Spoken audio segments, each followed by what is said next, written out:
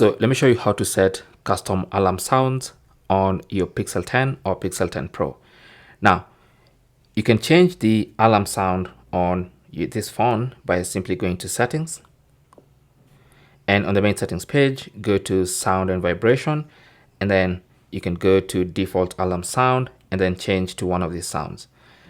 But if you want to have your own custom sound, you can go to my sounds and choose from one of these now. But as you can see, mine is empty.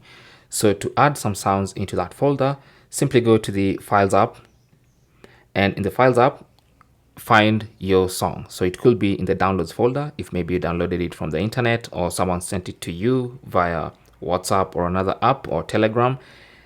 It may be in the downloads folder or in the audio folder. So I'm just going to go to the audio folder, and let's say I want to use this one. So what you need to do is tap on the three dots and then select copy to, because you want to copy it to somewhere else.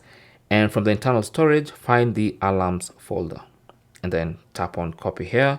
And that song will have a copy of it in the alarms folder. And then now you can get out of there and then go back to settings. All right. Now under settings, if you go to this folder, you can see that song has been added there. So now you can tap on it and tap on save.